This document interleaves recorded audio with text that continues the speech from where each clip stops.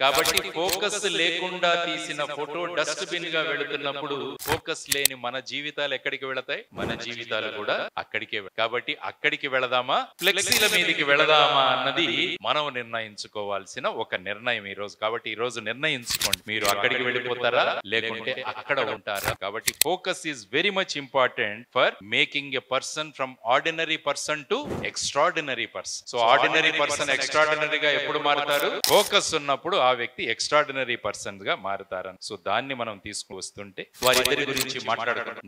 చిన్న నరేంద్ర కలకత్తాలో పుట్టాడు. వాళ్ళ అమ్మ ఒక రోజు అడిగింది, వాళ్ళ స్కూల్లో అడిగారట నరేంద్రుణ్ణి, నువ్వేమవుతావు పెద్దగా అవుతాయి అంటే నరేంద్రుడు ఏమన్నాడు తెలుసా? నేను జట్కా బండి వాడిని అవుతాను అని. ఎందుకంటే రోజు స్కూల్ కు దేంట్లో వెళ్ళేవాడు? జట్కాలో వెళ్ళేవాడు. ఆ జట్కా డ్రైవర్ ఎవరైతే ఉన్నాడో చాలా గొప్పగా అనిపించేది. ఎంత చక్కగా గుర్రాన్ని కంట్రోల్ చేసి నన్ను తీసుకు వెళుతున్నాడని స్కూల్లో చెప్పాడట. నేను జట్కా బండి వాడిని, జట్కా వాలా అవుతాను అంటే ఆ విషయం అమ్మకు తెలిసింది. అమ్మకు తెలిసి అమ్మ ఇంటికి వచ్చిన తర్వాత వసుంధరాదేవి అడిగిందట, నాన్న ఏమన్నావు నువ్వు అంటే, నేను జట్కా వాలాను అవుతానమ్మా అని. అప్పుడు ఆ తల్లి పూజ గదిలోకి తీసుకువెళ్లి 4 గుర్రాలను స్వారీ చేస్తున్న శ్రీకృష్ణ భగవాను చూపించి, ఆ విధమైన జట్కా వాడివిగా నువ్వు కావాలిరా అని వాళ్ళ అమ్మ చెబితే, ఈ రోజు మొత్తం విశ్వాన్ని కూడా మన భారతదేశం గొప్పదనాన్ని చెప్పే ఒక గొప్ప వ్యక్తిగా మారాడు. కాబట్టి ఆ రోజు వాళ్ళ అమ్మ ఇచ్చిన ఫోకస్ ఏదైతే ఉందో అది ఆ వ్యక్తిని అసాధారణ వ్యక్తిగా చేసిన మారి.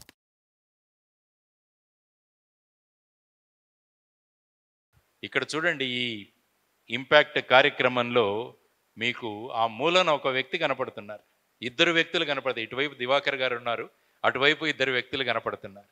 ఎవరెవరు వారు? స్వామి వివేకానందులు, ఏపీజే అబ్దుల్ కలాం గారు.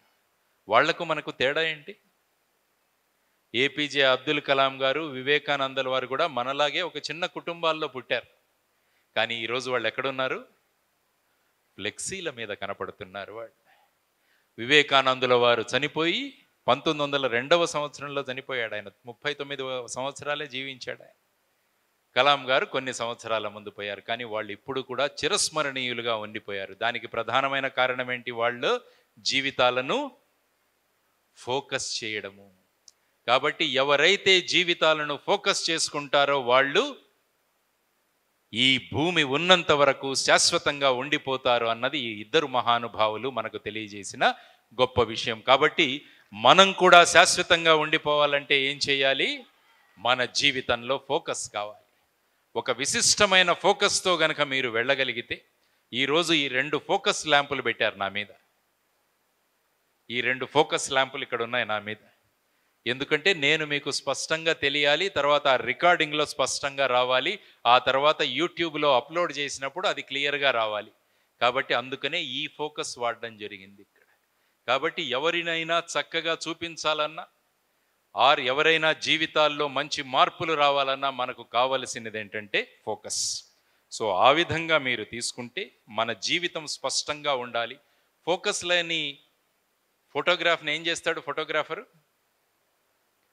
ఫోకస్ లేని ఫోటోగ్రాఫ్ ఎక్కడ పడేస్తాడు? దాన్ని డస్ట్బిన్లో పడేస్తాడు. కాబట్టి ఫోకస్ లేకుండా తీసిన ఫోటో డస్ట్బిన్గా వెళుతున్నప్పుడు ఫోకస్ లేని మన జీవితాలు ఎక్కడికి వెళతాయి?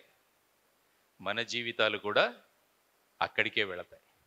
కాబట్టి అక్కడికి వెళదామా, ఫ్లెక్సీల మీదకి వెళదామా అన్నది మనం నిర్ణయించుకోవాల్సిన ఒక నిర్ణయం ఈరోజు. కాబట్టి ఈరోజు నిర్ణయించుకోండి, మీరు అక్కడికి వెళ్ళిపోతారా లేకుంటే అక్కడ ఉంటారా? ఆ విధమైన ఫోకస్ను మీరు తీసుకుంటారా లేదా అన్నది ఈరోజు ఆలోచించుకోగలిగితే బ్రహ్మాండమైన. కాబట్టి ఒక సాధారణ వ్యక్తి అసాధారణ వ్యక్తిగా మారాలంటే ఏం కావాలి? ఆ వ్యక్తికి ఫోకస్ అన్నది కావాలి. కాబట్టి focus is very much important for making a person from ordinary person to extraordinary person. So ordinary person ఎక్స్ట్రాడినరీగా ఎప్పుడు మారుతారు? ఫోకస్ ఉన్నప్పుడు ఆ వ్యక్తి ఎక్స్ట్రాడినరీ పర్సన్గా మారుతారన్నమాట. సో దాన్ని మనం తీసుకుంటూ వస్తుంటే వారిద్దరి గురించి మాట్లాడుకున్నాం. నరేంద్రుడు, చిన్న నరేంద్రుడు కలకత్తాలో పుట్టాడు. వాళ్ళ అమ్మ ఒకరోజు అడిగింది, వాళ్ళ స్కూల్లో అడిగారట నరేంద్రుడిని, నువ్వేమవుతావు పెద్దగా అవుతాయి అంటే నరేంద్రుడు ఏమన్నాడో తెలుసా? నేను జట్కా బండి వాడిని అవుతాను అన్నాడట. ఎందుకంటే రోజు స్కూల్కి దేంట్లో వెళ్ళేవాడు? జట్కాలో వెళ్ళేవాడు. ఆ జట్కా డ్రైవర్ ఎవరైతే ఉన్నాడో చాలా గొప్పగా అనిపించేది అతనికి. ఎంత చక్కగా గుర్రాన్ని కంట్రోల్ చేసి నన్ను తీసుకువెళుతున్నాడని స్కూల్లో చెప్పాడట. నేను జట్కా బండి వాడిని, జట్కా వాలా అవుతాను అంటే ఆ విషయం అమ్మకు తెలిసింది. అమ్మకు తెలిసి అమ్మ ఇంటికి వచ్చిన తర్వాత వసుంధరాదేవి అడిగిందట, నాన్న ఏమన్నావు నువ్వు అంటే, నేను జట్కా వాలాను అవుతానమ్మా అన్నాడట. అప్పుడు ఆ తల్లి పూజ గదిలోకి తీసుకువెళ్ళి 4 గుర్రాలను స్వారీ చేస్తున్న శ్రీకృష్ణ భగవానుణ్ణి చూపించి, ఆ విధమైన జట్కా వాడివిగా నువ్వు కావాలిరా అని వాళ్ళ అమ్మ చెబితే, ఈరోజు మొత్తం విశ్వాన్ని కూడా మన భారతదేశం గొప్పదనాన్ని చెప్పే ఒక గొప్ప వ్యక్తిగా మారాడు. కాబట్టి ఆ రోజు వాళ్ళ అమ్మ ఇచ్చిన ఫోకస్ ఏదైతే ఉందో అది ఆ వ్యక్తిని అసాధారణ వ్యక్తిగా చేసే విధంగా మారింది. రెండవ వ్యక్తి డాక్టర్ ఏపీజే అబ్దుల్ కలాం గారు. చిన్నప్పుడే రామేశ్వరంలో తిరుగుతూ బీచ్లో తిరుగుతున్నప్పుడు పైకి ఎగురుతున్న ఫైటర్ పైలట్లను చూసి నేను ఒక ఫైటర్ పైలట్ కావాలనుకున్నాడు. ఫోకస్. దానిలో ఏరోనాటికల్ ఇంజనీరింగ్గా చేరాడు. చేరి బ్రహ్మాండమైన ప్రాజెక్ట్ చేశాడు. ఇక ఫైటర్ పైలట్ అవుతాను అనుకుని ఇంటర్వ్యూకి వెళ్ళాడు డెహ్రాడూన్కి. అక్కడ 9 పోస్టులు ఉన్నాయి, 10 మంది వచ్చారు. కానీ కలాం గారు 10వ వాడిగా నిలబడిపోయాడు. ఇక పాపం దిగాలు పడ్డాడు. దిగాలు పడిన తర్వాత ఋషికేశ్ ఆశ్రమంలో వెళ్ళి కూర్చుంటే అక్కడ స్వామీజీ వచ్చి చెప్పారట, నువ్వు ఏమాత్రం అధైర్యపడకు, నీ ఫోకస్ బ్రహ్మాండంగా ఉంది, నువ్వు చూస్తూనే ఉండు, నువ్వు ఖచ్చితంగా ఒక ఫైటర్ పైలట్ కాదు దానికన్నా పెద్ద స్థానం నువ్వు పొందుతావు అని చెప్తే ఆయన డిఆర్డిఓలో చేరి ఈ విధంగా గొప్ప సైంటిస్ట్గా మారి మనకు మిసైల్స్ అందించి రాకెట్లను పంపించి చివరిగా భారతదేశ రాష్ట్రపతిగా మారాడు. ఆయన రాష్ట్రపతి అంటే ఎవరో తెలుసా మీకు? Supreme commander of the defence forces. అంటే ఆయన ఒక ఫైటర్ పైలట్ కావాలనుకున్న వ్యక్తికి ఆర్మీ, నేవీ, ఎయిర్ ఫోర్స్లో ఉన్న ప్రతి ఒక్కరూ కూడా సెల్యూట్ చేశారు అబ్దుల్ కలాం గారికి. కాబట్టి ఆయన ఫోకస్ అలాగే ఉంది. ఆయన ఫోకస్ ఎప్పుడూ మారలేదు. చివరికి 6 నెలల ట్రైనింగ్ తీసుకొని ఆయన సుఖోయ్ విమానాలు కూడా నడిపాడు ఆయన. అది ఒక వ్యక్తి ఫోకస్ ఉంటే ఏ స్థానానికి చేరుతారని డాక్టర్ కలాం గారు. వీరందరూ కూడా సాధారణ కుటుంబంలో పుట్టినవాళ్ళు. పిల్లలు ఉన్నారు, చాలామంది క్రికెట్ ఆడేవాళ్ళు ఉన్నారు. వీళ్ళందరికీ ఎవరు ఈ కాలంలో గొప్ప ఫేవరెట్ ఎవరంటే ఎంఎస్ ధోని, మహేంద్ర సింగ్ ధోని. ఎంత ఫేవరెట్ అంటే అతని జీవిత చరిత్ర ఒక్కసారి చదవండి. సాధారణంగా ఒక గ్రౌండ్కి నీళ్లు పెట్టే వాళ్ళ నాన్న పాన్ సింగ్ ధోని అని వాళ్ళ అబ్బాయి బీహార్లో రాంచీలో పుట్టాడు. అంటే వాళ్ళ నాన్న పని ఏంటంటే ఎవరైనా ఆడుతున్నప్పుడు మైదానాలు ఉంటే రాత్రిపూట వెళ్ళి అక్కడ నీళ్లు పెట్టాలి ఆ మైదానానికి. ఇదే ఆ అబ్బాయి పని. కానీ ఈ పిల్లవాడికి వాళ్ళ గురువు గారు బెనర్జీ అనే ఒక ఆయన ఆ పిల్లవాడికి క్రికెట్ నేర్పించాడు. ఆ తరువాత కంప్లీట్ ఫోకస్ క్రికెట్ మీద పెట్టి ఈరోజు భారతదేశానికి క్రికెట్ స్థానంలో ఒక అద్భుతమైన విజయాలను సాధించి పెట్టిన అందరూ మెచ్చే కెప్టెన్గా తయారయ్యాడు మహేంద్ర సింగ్ ధోని. కారణం ఫోకస్. కాబట్టి ఏ వ్యక్తి జీవిత చరిత్ర అయినా తీసుకోండి, ఆ వ్యక్తి యొక్క ఫోకస్ మీద వాళ్ళ భవిష్యత్తు ఆధారపడి ఉంటుంది అన్నది మీకు చెప్పడానికి. బాబాసాహెబ్ అంబేద్కర్ గారు, ఆయన కూడా వర్ణ వివక్షతతో సమాజంలో ఆ విధమైన వర్ణ వివక్షత ఉన్నప్పుడు కేవలం చదువు మీద నేను ఫోకస్ పెడితే నేను గొప్పవాణ్ణి అవుతాను అనుకున్నాడు. చదువు మీద ఫోకస్ పెట్టాడు. ఆయన 16 PhD డిగ్రీలు తీసుకొని మనందరికీ భారతదేశ రాజ్యాంగాన్ని ఇచ్చాడు డాక్టర్ బాబాసాహెబ్ అంబేద్కర్. చూడండి, ఒక సాధారణ వ్యక్తి, ఒక సాధారణ కుటుంబంలో ఆ కాలంలో వర్ణ వివక్షత ఎంత ప్రబలంగా ఉందంటే ఆ పిల్లవాడు క్లాసులో కూర్చోడానికి కూడా ఎవరు అనుమతించేవాళ్ళు కాదు. కానీ తన ఫోకస్ను ఎడ్యుకేషన్ మీద, విద్య మీద పెట్టి తను ఒక మహానుభావుడిగా భారతరత్న డాక్టర్ బిఆర్ అంబేద్కర్గా మారారంటే దానికి ప్రధానమైన కారణం మళ్ళా ఫోకస్. సచిన్ తెందూల్కర్ గురించి మీకు చెప్పాల్సిన అవసరం లేదు. సాత్విక్ అనే మన కొత్త అబ్బాయి, మన అమలాపురం కుర్రోడు సాత్విక్. ఏం చేశాడు ఆ అబ్బాయి? చదివారా ఎప్పుడైనా? ఈ మధ్య రీసెంట్గా వచ్చింది. షటిల్ బ్యాడ్మింటన్ ఆడతాడు అబ్బాయి. ఆ అబ్బాయి ఇప్పటి వరకు ప్రపంచంలోనే అత్యంత వేగవంతమైన షాట్ కొట్టాడు. అతను ఎంత స్పీడ్ దానికి? 561 km/h. అంటే అతను కొట్టిన బ్యాడ్మింటన్ షాట్ ఎంత ప్రభావమైందంటే దాని స్పీడు 561 కిలోమీటర్లు గంటకు. తనకు ఒక పేరు బ్రహ్మాండంగా తెచ్చుకున్నాడు. దానికి కారణం focus on the thing which you are doing. PV Sindhu మనందరికీ తెలిసింది, మన భారతదేశానికి 2 సార్లు ఒలింపిక్ మెడల్స్ తీసుకొచ్చింది. ఒకసారి సిల్వర్ మెడల్, ఇంకోసారి బ్రాంజ్ మెడల్ తీసుకొచ్చింది. ఫోకస్. కానీ ఆవిడ ఇంటర్వ్యూ ఒక్కసారి చదవండి, మీరు ఎప్పుడైనా నెట్లో దొరుకుతుంది మీకు. ఆవిడ ఒక్కసారి ఇంటర్వ్యూ మీరు ఒకసారి చదవండి. నా ఫోకస్కు ఏవైతే అడ్డంకులు వస్తున్నాయో ఆ ఫోకస్కు అడ్డంగా కలిగించే వాటిలో నేను తీసేశాను అంది. ఫర్ ఎగ్జాంపుల్, ఈ లైట్ ముందు ఎవరో వచ్చి ఒక నోట్బుక్ పెట్టారనుకోండి, సో దీని ముందు ఉన్న అడ్డంకి, దానివల్ల ఫోకస్ మారిపోతుంది. సో తన ఇంటర్వ్యూలో కూడా తన ఫోకస్ని ఏదైతే అడ్డుకుందో దాని గురించి ఆవిడ బ్రహ్మాండంగా చెప్పి, ఆ 2 విషయాలను నేను పక్కన పెట్టాను, ఒలింపిక్లో మెడల్ తీసుకొచ్చానని చెప్పింది. ఏవి ఆ 2 వస్తువులు? ఏ వస్తువుల గురించి పివి సింధు మాట్లాడింది? ఏ 2 వస్తువుల గురించి మాట్లాడింది? మొదటిది ఐస్ క్రీము, రెండవది వచ్చేసి సెల్ ఫోను. ఈ రెండిటి గురించి ఆవిడ మాట్లాడింది. ఐస్ క్రీమ్ అంటే చాలా ఇష్టం సింధుకి. కానీ నా ఒలింపిక్లో నేను మెడల్ సాధించాలంటే ఈ ఐస్ క్రీమ్ అన్న తినడం వల్ల నా బరువు పెరుగుతుంది, నాలో రిఫ్లెక్సెస్ తగ్గుతాయని చెప్పేసి 4 నెలలు దాన్ని పక్కన పెట్టేసి, తరువాత సెల్ ఫోన్. ప్రతిరోజు కాల్స్, మెసేజెస్, వీటితో నా కాన్సన్ట్రేషను, నా ఫోకస్ అంతా డైవర్ట్ అవుతోందని చెప్పేసి ఈ 4 నెలలు సెల్ ఫోన్ ఆఫ్ చేసి లాకర్లో పడేసి. కాబట్టి ఎప్పుడైతే మనకు ఫోకస్కి ఎప్పుడైతే అడ్డు తగులుతాయో ఆ విషయాలను గనక మనం పక్కన పెట్టగలిగితే మన జీవితంలో సాధించాల్సిన విషయాలను మనం అద్భుతంగా సాధించగలము. కాబట్టి మీ ఫోకస్కి ఏవి అడ్డుకుంటున్నాయో ఒకసారి మీరు ఆలోచించుకోండి. మీరు ఏమవ్వాలనుకుంటున్నారో, లేకుంటే ఏ స్థానానికి మీరు వెళ్ళాలనుకుంటున్నారో అక్కడికి వెళ్ళడానికి ఏ విధమైన అడ్డంకులు మీకు వస్తున్నాయని మీరు గనక గుర్తించగలిగితే అప్పుడు ఆ అడ్డంకులను తొలగిస్తే మీ ఫోకస్ బ్రహ్మాండంగా ఉంటుందని పివి సింధు ఉదాహరణ. మధ్యాహ్నం రాబోతున్నాడు పవన్ అనే ఒక కుర్రవాడు, పద్మనాభం. ఎక్కడి నుంచి వస్తున్నాడు? మన పలమనేరు నుంచి వస్తున్నాడు. పవన్ ఫ్రమ్ పలమనేరు. తెలుసా అబ్బాయి? మన జిల్లా వాడే. ఎంతమందికి తెలుసు పవన్ గురించి? సిద్ధు ఫ్రమ్ శ్రీకాకుళం తెలుసు, కానీ పవన్ ఫ్రమ్ పలమనేరు మనకు తెలియదు. ఎందుకంటే మనం ఈ సినిమాల్లో పడిపోయి ఉన్నాం మనమంతా.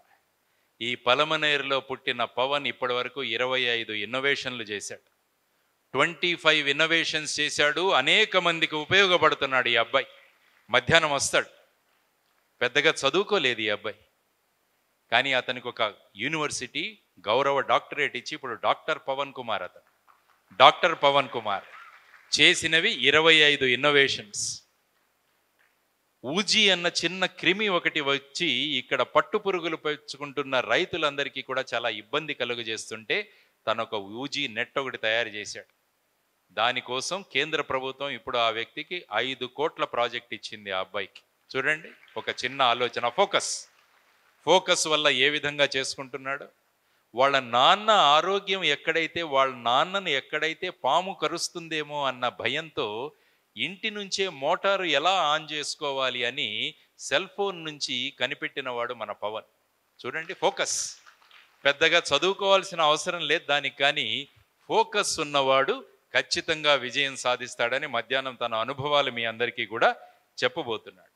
సో ఆ విధంగా మనం తీసుకుంటూ వెళితే అనేక మంది జీవితాలు మనం చేస్తే మనకు కనిపించే only one factor is they have focused. ఏది కావాలనుకున్నారో దాని మీద ఫోకస్ పెట్టడం వల్ల వాళ్ళు బ్రహ్మాండంగా ముందుకు వెళ్ళగలిగారు. సో ఫోకస్ నుంచి మనల్ని కాపాడుకోవాలంటే ఈ డిస్ట్రాక్షన్స్ ఏవైతే వస్తున్నాయో, ఏ విధమైన అవరోధాలు వస్తున్నాయో వాటిని తొలగించాల్సిన అవసరం మనకు. కాబట్టి ఇప్పుడు మనకున్న ఫోకస్ చేయకుండా ఉండడానికి ఉన్న అవరోధాలు ఏంటి అని ఆలోచిస్తే, మొదటిది ఎలక్ట్రానిక్ గ్యాడ్జెట్స్, రెండవది వచ్చేసి వెరైటీ ఆఫ్ ఎంటర్టైన్మెంట్. ఇప్పుడు ఎంటర్టైన్మెంట్ ఎంత ఎక్కువైపోయిందంటే మన జీవితంలో, మేము పెద్దలు కొంతమంది ఉన్నారు ఇక్కడ, మేము చిన్నతనంలో ఉన్నప్పుడు టీవీలు లేవు, ఫోన్లు లేవు. ఆ విధమైన జీవితం నుంచి ఇప్పుడు 1000 ఛానల్స్ వచ్చే టీవీలు వచ్చేసాయి మనందరికీ, 1000 ఛానల్స్. ఆ తరువాత సినిమాలు ఉన్నాయి ఒక సైడు, దానితో పాటు పోటీ పడుతూ ఏమేమి ఉన్నాయి ఇంకా మీకు? నెట్ఫ్లిక్స్ అట, ఓటీటీ అట, ఆహా అట, అమెజాన్ అట, ఇవన్నీ కూడా చాలా వచ్చాయి. ఇంకా కూడా మీకు తెలుసు, నాకు పెద్ద పేర్లు తెలియదు. నేను ఈ లెక్చర్ కోసం కొన్ని వెతికితే ఇవి కనపడ్డాయి నాకు. మీకు ఇంకా వాటి గురించి తెలుసు. కాబట్టి ఎంటర్టైన్మెంట్ ఎంత పెరిగిపోయిందంటే మనకు, ఇది కూడా మన ఫోకస్ నుంచి మనల్ని దూరంగా చేస్తుంది. తర్వాత వెరైటీ ఆఫ్ లైఫ్ స్టైల్స్, ఒక్కొక్కరి లైఫ్ స్టైల్ ఒక్కొక్క రకంగా మారిపోయింది. కాబట్టి ఈ 3 విషయాలు ప్రధానంగా మనల్ని ఫోకస్ నుంచి దూరం చేస్తుంది. కాబట్టి మనం ఫోకస్లో రావాలంటే ఏం చేద్దాం అన్నది నెక్స్ట్ ఆలోచిద్దాం. ఈ మధ్య ఒక రీసెర్చ్లో ఏం తెలిసిందో తెలుసా మీ అందరికీ? మన అటెన్షన్ స్పాన్ అంటే ఒక విషయం మీద మనం ఏకాగ్రతగా చూడాలంటే ఎన్ని సెకండ్లు మన ఏకాగ్రత ఉంటుంది అని ఒక రీసెర్చ్ తేలితే అందులో చెప్పింది ఏంటంటే, గోల్డ్ ఫిష్ అని ఎక్కడైనా చూసింటారు మీరు. గోల్డ్ ఫిష్ మామూలుగా అక్వేరియంస్లో ఉంటాయి. ఆ గోల్డ్ ఫిష్ యొక్క అటెన్షన్ స్పాన్ ఎంతంటే 9 సెకండ్లట. 9 సెకండ్స్. మనిషి యొక్క అటెన్షన్ స్పాన్ 9 సెకండ్స్ కన్నా కూడా తగ్గిపోయిందట ఈ మధ్యలో. మరి 9 సెకండ్ల కన్నా కూడా ఇంకా మన అటెన్షన్ స్పాన్ తక్కువైనప్పుడు మన ఫోకస్ ఎలా సాధ్యమవుతుందన్నది మనం ఆలోచించుకోవాలి. సో ఆ విధమైన పరిస్థితిలో మనం ఉన్నాం. ఆ విధంగా చుట్టూ ఉన్న బిజినెస్ ఎంటర్టైన్మెంట్స్ ఏవైతే ఉన్నాయో వాటన్నీ కూడా మీ ఫోకస్ను తగ్గించాలన్న ప్రయత్నం చేస్తున్నాయి. ఎందుకంటే వాళ్ళ బిజినెస్ వాళ్ళు పెంచుకోవాలి. వాళ్ళ బిజినెస్ పెంచుకోవడానికి మన ఫోకస్ని తగ్గించేస్తున్నారు. ఈ మధ్య చూడండి, మీ యూట్యూబుల్లో చూసినా కూడా 1 మినిట్ వాటికి 2-3 మిలియన్స్ వ్యూస్ చూశాను నేను. ఎప్పుడో మొన్న ఒకరెవరో చూపించారు నాకు. అందులో ఏంటుంది తెలుసా? ఒక అమ్మాయి అక్కడి నుంచి ఇక్కడి వరకు నడుచుకుంటూ వస్తుంది అంతే. దానికి 3 మిలియన్ వ్యూస్. ఏంటో అర్థం కాదు నాకు. అంటే దాని కింద ఏంటంటే ఇంకొక థంబ్ నెయిల్ అన్నది ఒకటి కొత్తగా తీసుకొచ్చారు మీకు. అంటే అందులో ఏ విషయం ఉండదు, కానీ థంబ్ నెయిల్ ఒకటి పెడతారు మిమ్మల్ని వెంటనే ఆకర్షించడానికి. ఆయనను తిట్టిన ఈ నేత, ఈయనను తిట్టిన ఆ నేత, ఆ థంబ్ నెయిల్ పెట్టేసరికి మొట్టమొదటిగా మన అటెన్షన్ దాని మీదకే వెళ్ళిపోతుంది. సో ఈ విధంగా మిమ్మల్ని కన్ఫ్యూజ్ చేస్తూ మీ ఫోకస్ నుంచి బయటికి తీసుకొస్తున్నారు. అందువల్ల కేవలం 9 సెకండ్ల కన్నా తక్కువ అటెన్షన్ స్పాన్ మనకుందంటే మనమందరూ ఈరోజు ఈ హాల్లో ఆలోచించాలి. మనం ఎందుకు ఈ అటెన్షన్ స్పాన్ తగ్గిపోతుంది? భారతదేశం యొక్క డెమోగ్రఫిక్ డివిడెండ్ గురించి మాట్లాడుకున్నాం. భారతదేశాన్ని గొప్ప దేశంగా మార్చాలనుకుంటున్న మనం ఈ విధమైన తక్కువ స్పాన్ ఆఫ్ అటెన్షన్తో మనం ఎలా ముందుకు వెళ్ళగలమన్నది కూడా మనం అందరం కూడా ఆలోచించాల్సిన. ఒక్కసారి మనం మన ఫోకస్ని గనక పెంచుకుంటే 3 లక్షణాలు వస్తాయి మనది. మొదటిది వచ్చేసి మన డిసిప్లిన్ పెరుగుతుంది, మన క్రమశిక్షణ చక్కగా ఉంటుంది. రెండవది మన సంకల్ప బలం పెరుగుతుంది, విల్ పవర్ అన్నది పెరుగుతుంది. ఆ తర్వాత మన పట్టుదల కూడా పెరుగుతుంది. కాబట్టి ఎప్పుడైతే మనం ఫోకస్ చేయగలిగామో ఈ 3 లక్షణాలు పెరుగుతాయి. చూడండి, ఒకటి మన డిసిప్లిన్, రెండవది మన సంకల్ప బలం, మూడవది మన పట్టుదల. కాబట్టి అటువంటి ఉదాహరణలు నేను ఇంతవరకు చెప్పిన వాళ్ళందరూ కూడా ఫోకస్ చేయడం వల్ల వాళ్ళలో డిసిప్లిన్ పెరిగింది, వాళ్ళలో సంకల్ప బలం పెరిగింది, వాళ్ళలో పట్టుదల కూడా పెరిగింది. కాబట్టి ఈ 3 గనక ఒక వ్యక్తిలో పెరగగలిగితే ఆ వ్యక్తి సాధించాల్సింది ఇంకేమీ లేదు, అద్భుతమైన విజయాలను సాధించగలడు. So my dear friends, my dear children, ఈరోజు నేను మీకు చెప్తున్నది ఏంటంటే, let us focus on our work. మీరు ఏం చేస్తున్నారో దాని మీద ఫోకస్ పెట్టండి. క్లాసులో పాఠం వింటున్నారా? Your entire focus should be on the class. అందుకనే వివేకానందుల వారి చరిత్ర ఒకసారి చదవండి.